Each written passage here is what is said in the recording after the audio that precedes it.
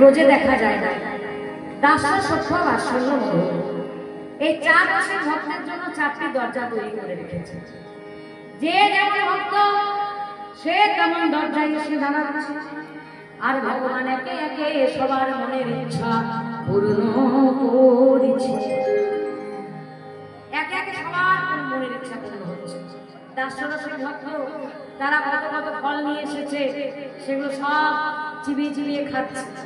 শুকনো শুকনো হয়ে গেছে, 100 বছর ধরে জমিয়ে রেখেছে। যত ভালো জিনিস সব কৃষ্ণের জন্য, আর আমরা কি করি? যত ভালো মানের জিনিস আমাদের জন্য, খারাপ না ভগবানের জন্য। দেশি ভক্তমন্ডলী, আমার ভক্তিমতী মায়েরা, ভগবানকে আমরা ভালোবাসতে পারি না, তার জন্য এখনো আনন্দ করতে পারলাম না। সব থেকে ভালো জিনিসটা আমরা ভগবানকে দিতে শিখলাম না, এই জন্য ভগবানের কৃপা আমরা পাই না। ভগবান শুধু ভালোবাসার কাঙাল, আমাদের কাছে কিচ্ছু চায় না, সত্যিকারের একটা হৃদয় চায়, শুদ্ধ ভালোবাসা চায়, আর সেটারই বড় অভাব হয়ে গেছে। ভগবান জাত দেখে না, ধর্ম দেখে না, রূপ দেখে না, ভগবান পাণ্ডিত্য দেখে না, ভগবান কি দেখে? সুন্দর হৃদয় দেখে। তাই সুন্দর হৃদয়ে ভগবানকে ডাকতে হবে। বৃন্দাবনের সকল ভক্ত শুদ্ধ হৃদয় দিয়ে ভগবানের সেবা দিচ্ছে, ভগবান সে সেবা গ্রহণ করছে। বাৎসল্যরসের ভক্ত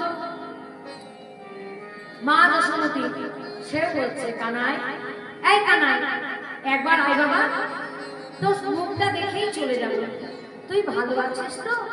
এটাই যথেষ্ট, এটাই হচ্ছে মায়ের আসল ভালোবাসা। মা কোনদিন ছেলের কাছে কিছু চায় না, কি চায়? আমার ছেলে যেন ভালো থাকে, সুখে থাকে, এটাই তো আসল মা। হ্যাঁ, তাই যশোমতী বলছে, ওরে কানাই, একবার মুখটা দেখা, আমি চলে যাবো, তুই তো আমার ছেলে।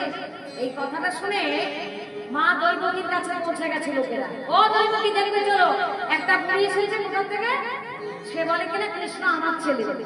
এবার দৈবকী ঝগড়া লেগে গেছে, আয় যশোদা, শোন, ওই কৃষ্ণ আমার ছেলে।